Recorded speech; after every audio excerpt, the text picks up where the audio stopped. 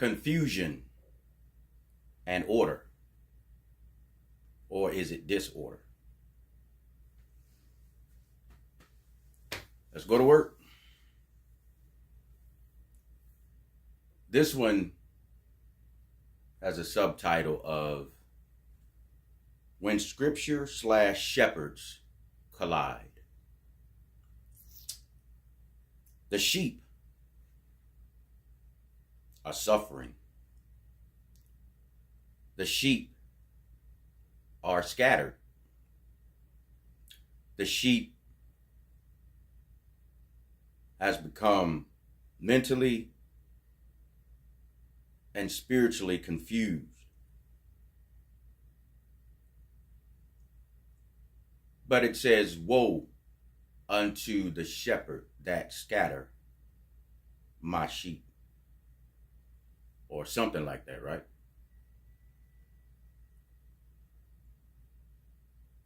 I think we need to start taking a deeper look into that. Here's why.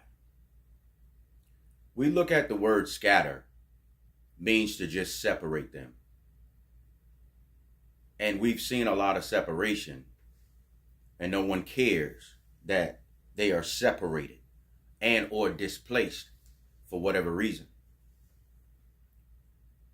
But that doesn't mean just to separate or be displaced.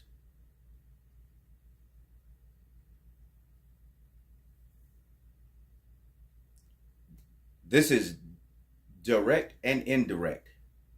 More importantly, we must never forget that it is implying that if you mentally scatter my sheep, if you physically scatter my sheep, if you spiritually scatter and or displace my sheep,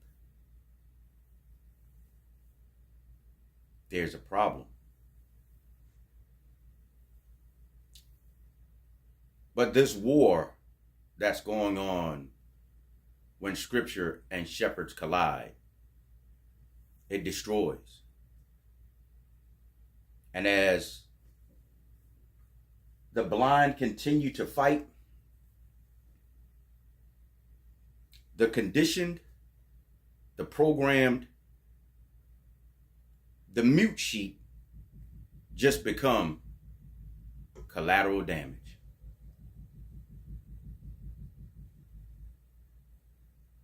But the wiser of the few that decide to remove themselves from the confusion and the disorder, they remove themselves from the battlefield and they still become targets because they know better. And they're often ostracized by both shepherds that are colliding. Make that make sense. But one thing's for sure is that the shepherd and or the shepherds are too damn stubborn, too damn ignorant, too damn cocky to realize that they themselves are or have become the destroyers of the kingdom. The word is the word, whether you believe it or not. And some of the sheep can read. They can read. However, it's only a matter of time before they all begin to dwindle away.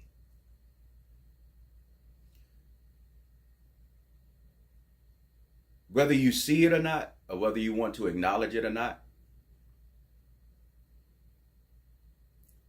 there are some things that are picked apart between 1 Corinthians 14:33 and 1 Corinthians 14:40. We might as well call it, Welcome to Bible King. Can I take your order, please? Can you hold verse 35, 36, and 37? I don't want that. That doesn't apply to me. I don't want to take that and eat it. I just want to use the top bun, which is 1433. Confusion. And use the bottom bun. Let everything be done in decency and in order. Where neither one of those can apply without 34 and 39. You are wasting the scripture's time.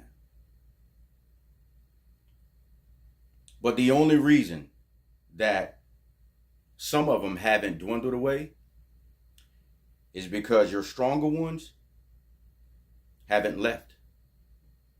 They are the barriers and the glue that keeps everything together. They're simply hoping for some degree of change. More importantly, they're the sponge between some of the hard-headed ones and the weaker ones. But when and if your support beams ever leave, so will your structure. The analogy I use of the shepherd is only used because I'm using biblical terminology. But this just doesn't apply to biblical teachings. This also applies to everyday life. See, in life, we have people who always want to be on top.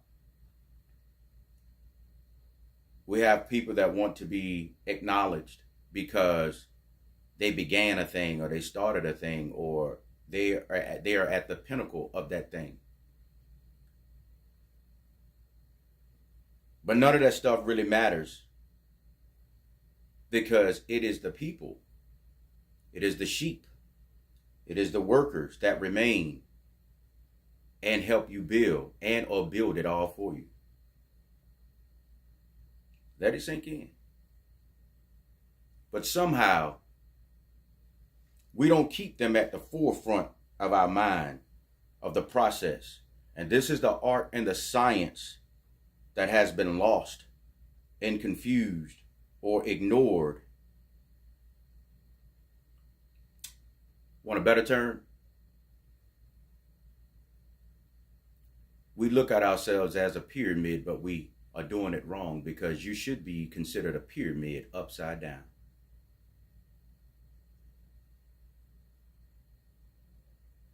But when you want to be right side up, you become too busy and too eager,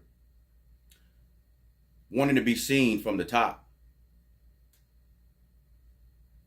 Yet you cry and complain when your asses get struck by lightning. Let it sink in. It's time to get grounded. However you may do it.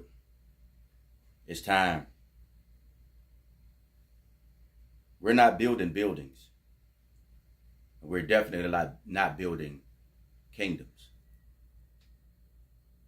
We're just scattering sheep.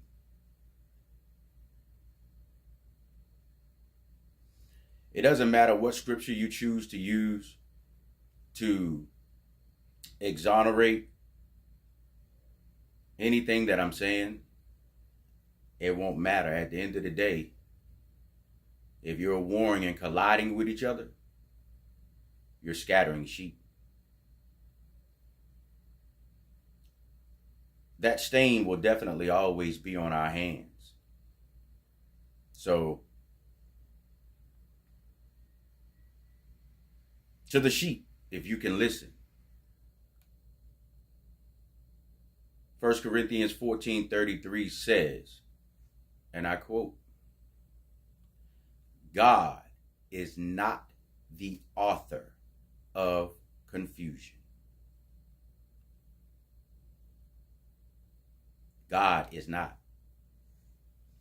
So when there's any ounce of confusion present without any immediate resolution and no acts to restore order immediately in anything that's done or said, if you remain, it's your fault. It's yours. Because 33 told you specifically, God told you what he wasn't. He's also proving to you what man is. But as we continue to use this thing we call the internet, look at the snares that it truly causes.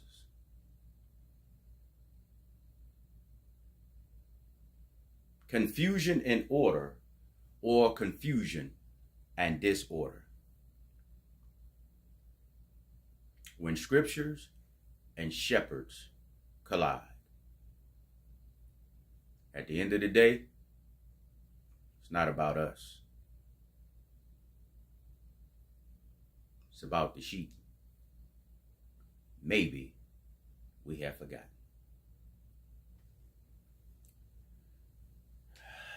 Bah.